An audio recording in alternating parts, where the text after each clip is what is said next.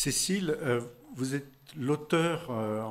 ça a été publié en avril 2013 dans l'excellente revue Études, mais je crois que beaucoup d'entre vous la connaissent, d'un article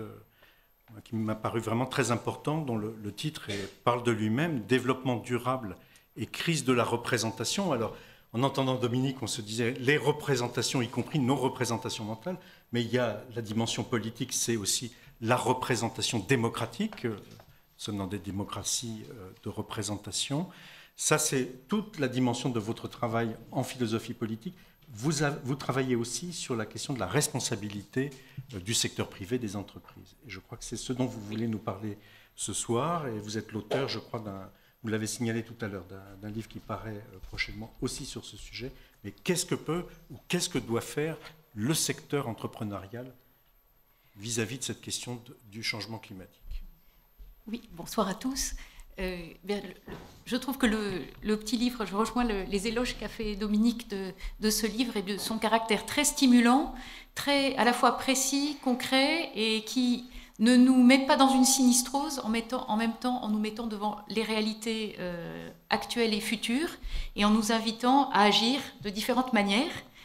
Alors, je vais dire un mot de ce que je vois comme enjeu pour les entreprises et surtout pour les grandes entreprises. Et je vais me faire aussi l'écho. Il y a un micro qui... Je me fais l'écho. Ça va, vous m'entendez? Mais... Parce que, en fait, votre voix porte bien. Peut-être en l'éloignant un peu, ça va moins... Donc, d'un livre coécrit avec Frédéric Boll, qui est dans la salle, et Xavier Becquet,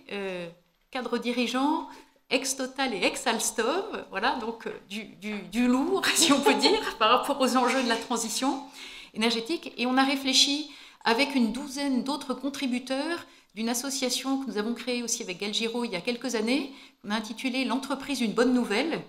Et c'est un travail donc collaboratif pour essayer de voir comment des personnes qui sont en entreprise, des cadres dirigeants, s'interrogent. Et là, en l'occurrence, le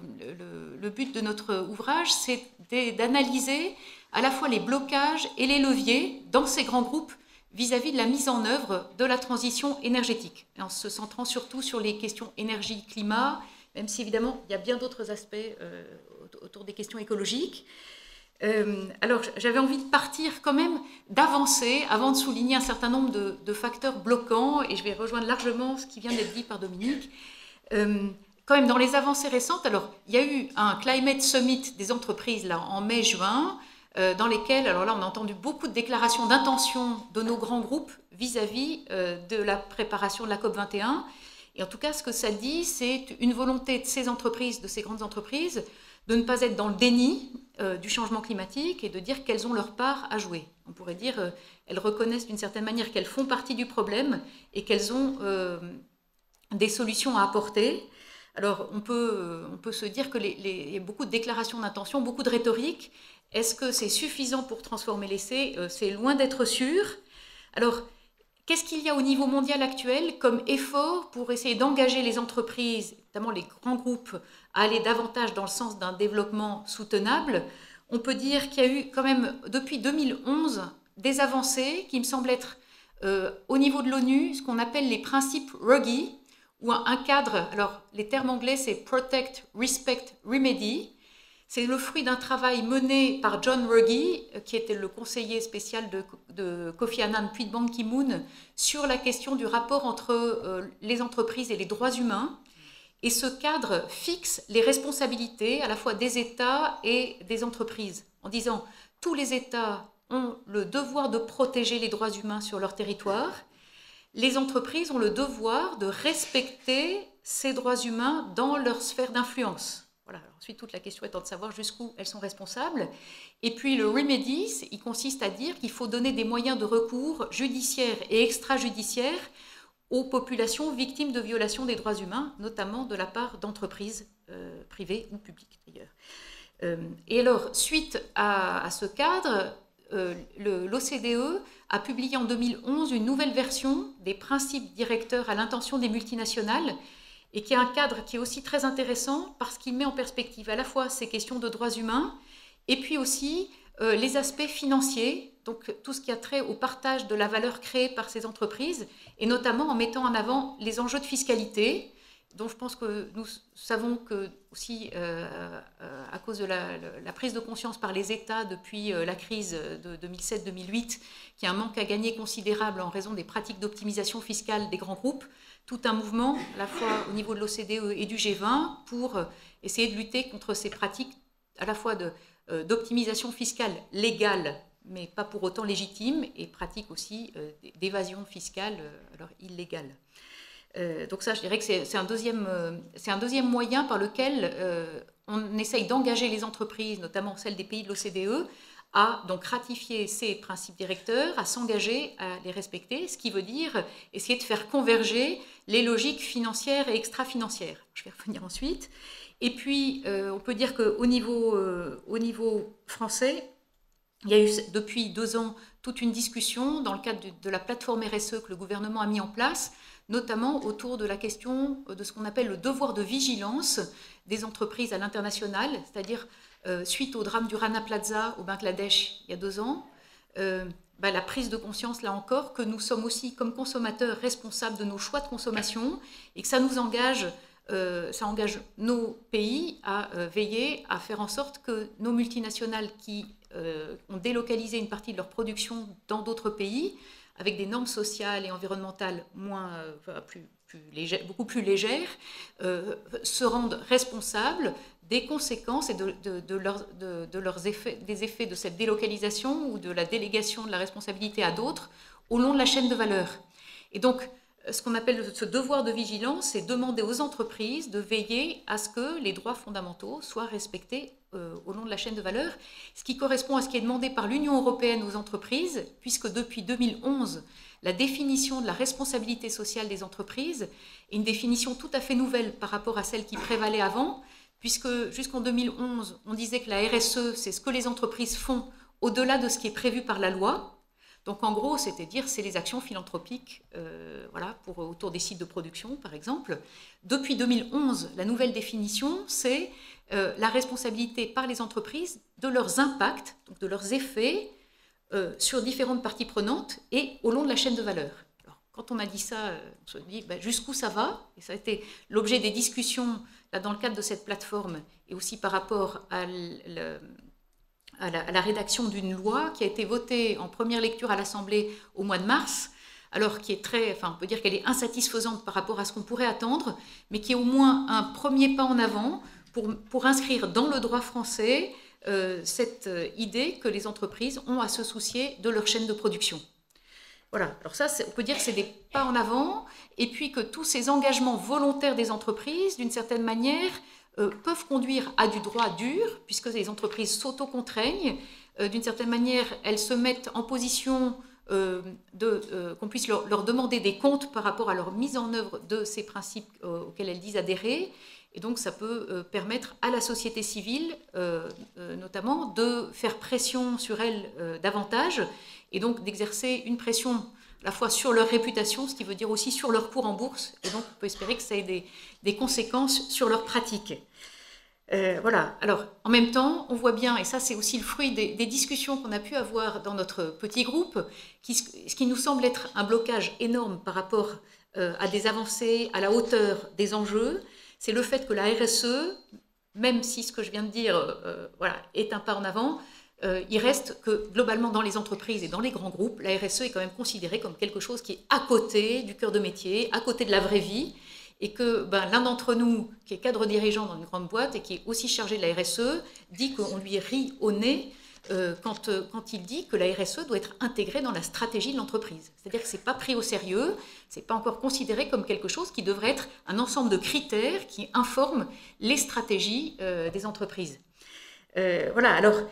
là je rejoins complètement ce que vient de dire Dominique sur ce mythe de la croissance qui est à la fois cette idée que nous ne pouvons pas vivre et nous développer sans croissance et les conséquences que ça a pour penser l'activité des entreprises, où là on pourrait dire que la transposition de la croissance du PIB comme étant la condition sine qua non du développement d'une population, c'est de dire la maximisation du profit est la condition sine qua non de la viabilité de l'entreprise.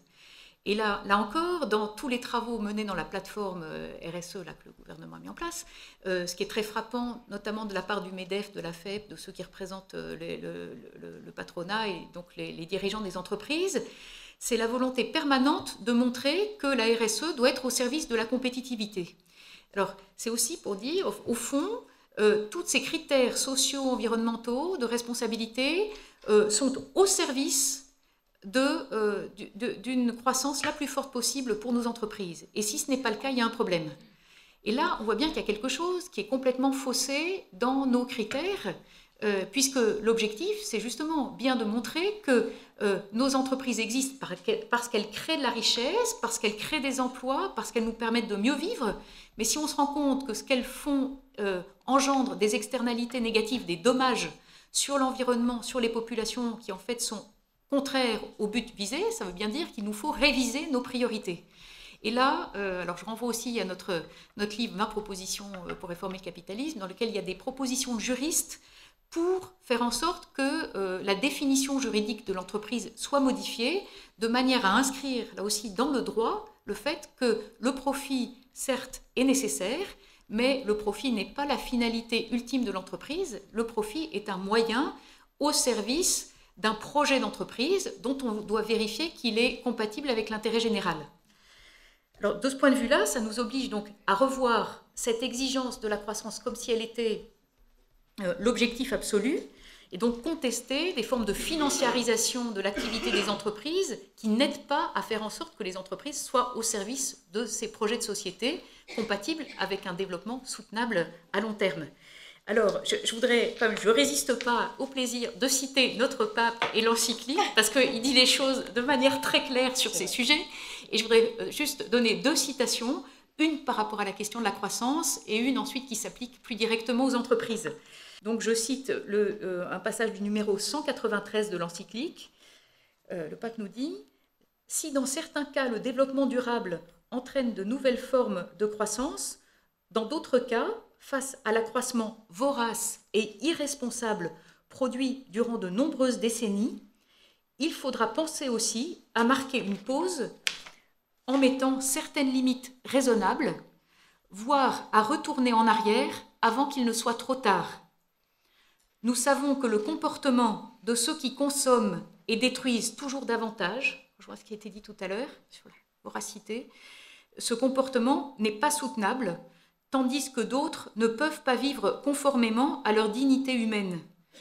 C'est pourquoi l'heure est venue d'accepter une certaine décroissance dans quelques parties du monde, mettant à disposition des ressources pour une saine croissance en d'autres parties. Donc, le pape est très clair, il parle bien alors, de décroissance, il ne dit pas de la décroissance tous azimuts partout, il parle de décroissance dans certaines parties du monde et au nom d'une solidarité et d'un plus juste partage des richesses que nous créons ou dont nous disposons. Et en même temps, là, pas dans ce numéro-là, mais à d'autres moments, le pape dit, quand il dit décroissance dans certaines parties du monde, évidemment, il ne dit pas que, par exemple, en France, qui est un des pays riches, il s'agit de promouvoir la décroissance pour tous. C'est évidemment une décroissance pour les riches, pour les plus riches, de manière, là encore, à promouvoir des formes de solidarité dans nos pays. Voilà. Et puis, alors, ce qu'on peut appliquer à l'entreprise, alors pour moi, ça rejoint, alors le pape n'en parle pas en tant que tel, mais ça rejoint une critique forte de ce qu'on pourrait appeler le discours gagnant-gagnant, ou gagnant-gagnant-gagnant, qui est une rhétorique quand même très habituelle de la part des entreprises, qui souvent disent, par rapport à la notion de développement durable, qu'on peut arriver à concilier la croissance économique, le progrès social et le respect de l'environnement, en disant justement c'est du gagnant-gagnant. On va faire en sorte d'aller dans le sens d'une prospérité partagée, avec cette idée que ça va de pair avec la croissance. Et là, le pape critique cette idée-là, alors lui en parlant de la critique de ce qu'il appelle le discours du juste milieu. Alors je le cite, il nous dit, pour que surgisse, au numéro 194, pour que surgissent de nouveaux modèles de progrès, nous devons convertir le modèle de développement global, ce qui implique de réfléchir de manière responsable sur le sens de l'économie et de ses objectifs pour en corriger les dysfonctionnements et les déséquilibres. Il ne suffit pas de concilier en un juste milieu la protection de la nature et le profit financier, ou la préservation de l'environnement et le progrès. Sur ces questions, les justes milieux retardent seulement un peu l'effondrement. Il s'agit simplement de redéfinir le progrès. Il continue, un développement technologique et économique qui ne laisse pas un monde meilleur et une qualité de vie intégralement supérieure ne peut pas être considéré comme un progrès. Alors, je trouve que c'est extrêmement clair. Voilà, cette idée qu'on va pouvoir concilier des objectifs qui sont en réalité en tension, voire en contradiction, le pape nous dit, mais en réalité, ce discours gagnant-gagnant ou du juste milieu, il ne fait que retarder l'effondrement. Et pour vous donner alors un exemple, voilà, moi qui me taraude, issu d'une discussion que j'ai eue avec un directeur général de grande école parisienne, auquel je parlais de la question du climat et du fait que quand même ça devait nous engager à repenser la manière dont nous formons les étudiants en matière économique et autres. Ce directeur me termine ma phrase en me disant « oui, on va dans le mur ». Puis du coup, je lui ai dit, mais qu'est-ce que vous allez faire pour éviter que les projets type les formations d'entrepreneuriat social ou autres ne soient pas simplement le greenwashing des formations générales de ces grandes écoles? Et il m'a répondu, eh bien, là, on est quand même obligé d'essayer d'être dans les meilleurs dans les classements internationaux et d'avoir que nos étudiants aient les meilleurs salaires à la sortie. Donc en fait, ça veut dire, on va dans le mur, on le reconnaît, mais alors on va essayer, voilà, peut-être d'y aller un peu moins parce qu'il y a quand même quelques formations qui essayent de nous permettre de regarder autre chose, mais on continue. Et donc, je crois que c'est ça que le pape dénonce, et beaucoup d'autres, en disant, mais au fond, ne nous payons pas de mots, ne nous disons pas qu'un discours qui consiste à dire qu'on va pouvoir tenir les objectifs en pensant que tout peut marcher ensemble facilement, va nous permettre de nous en sortir. Et en réalité, alors moi c'est ce que je dis souvent par rapport au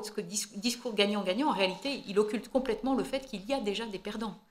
Et qu'il y en a déjà et il y en aura de plus en plus. Voilà, donc toute la question, c'est de se dire, j'ai plus tellement de temps, comment, quel levier, à la fois quel blocage et quel levier. Alors ça, c'est tout l'objet de notre livre, alors qui va sortir dans 3 semaines, alors je laisse le suspense. Mais en gros, ce qui était très frappant, j'ai trouvé dans nos discussions, au bout de quelques mois de travail, les uns et les autres représentent différents secteurs industriels, différents types de fonctions dans l'entreprise, c'est qu'au fond, les uns et les autres se disaient, les blocages principaux ne sont pas des blocages techniques, parce qu'en fait, il y a des solutions. Ce ne sont pas non plus des blocages financiers. Comme on l'a dit tout à l'heure, il n'y a jamais eu autant de flux financiers à travers la planète. Et au fond, les blocages sont des blocages qui sont à la fois stratégiques, politiques. C'est ce que j'évoquais quant à la très grande difficulté à allier les questions de RSE avec des questions de stratégie d'entreprise. Et avec, là, je n'ai pas le temps de développer, mais on a des exemples sur les questions de lobbying, et liés à des exemples vécus par les uns et les autres, en disant au fond, parfois il y a du lobbying qui pourrait s'exercer à rebours dans le sens de l'intérêt bien compris de l'humanité, on va dire, et au fond des entreprises, mais à long terme, et plein de blocages dans les entreprises, parce que les gens vont dire à celui qui propose d'aller voir le gouvernement pour proposer une réglementation qui serait plus responsable, dire mais pourquoi tu t'embêtes, il faut attendre que la loi arrive, c'est pas notre intérêt à court terme. Et puis des gens qui sont piégés par des stratégies plus personnelles. Donc au fond, ça nous a ramené aussi à une interrogation sur la responsabilité individuelle de ceux qui ont des responsabilités, les problèmes de management, et puis les blocages, qui sont à la fois des blocages liés au fonctionnement de l'entreprise, et puis des questions très basiques. Alors on va dire c'est les grands mots structurels que sont la soif de pouvoir, le désir de continuer à gagner de l'argent, à vivre avec un confort dont on a bénéficié et qui rend très difficile des remises en cause. Et que tout ça fait que voilà, c'est des gros freins à différents niveaux à des transformations qui pourraient se faire. Et au fond, ce à quoi nous arrivons, c'est à vraiment se dire que les entreprises, justement, c'est peut-être un des problèmes d'une conception de la responsabilité sociale de l'entreprise qui ne fait pas suffisamment droit aux enjeux politiques qu'il y a derrière l'activité de ces grands groupes. Donc ça rejoint là les questions de philosophie politique plus large sur comment repenser le fonctionnement de nos sociétés aujourd'hui, des démocraties dans lesquelles on intègre le poids des décideurs économiques et dans lesquelles ces entreprises s'engagent, ou dans lesquelles on les force aussi à s'engager dans des processus dans lesquels est impliquée la société civile, les parties prenantes, et qui permettent de faire bouger les choses. Voilà, je crois que je vais en rester là. Oui, parce que on pourrait d'ailleurs ensemble y passer de nombreuses nuits, pas seulement celle-ci. Je renvoie à l'article que je citais tout à l'heure, où vous êtes bien sur les mêmes thématiques d'ailleurs que Dominique Méda et nos amis, vous parlez de lien social au cœur de nos représentations collectives, donc il y a aussi cette question psychosociale, voire culturelle, voire spirituelle. Vous parlez bien du besoin de politique, parce que ça s'articule évidemment avec comment les pouvoirs publics se situent par rapport au monde économique. Et heureux, votre article est juste suivi par un magnifique article sur le sens de la vie chez Hans Jonas. Hans Jonas, ce philosophe fondamental, auteur du principe responsabilité, qui est vraiment s'il y a un grand livre sur la philosophie de la politique écologique et de l'esprit de responsabilité, c'est bien celui-ci. Là aussi, on pourrait faire des nuits entières sur ce que représente Hans Jonas du point de vue de la philosophie, du point de vue de ce que ça peut apporter comme politique, et puis même des arrière-fonds métaphysiques, voire religieux, parce qu'il y en a. Il y a une métaphysique très forte chez Hans Jonas, mais je pense que c'est le cas aussi pour ce qui vous concerne.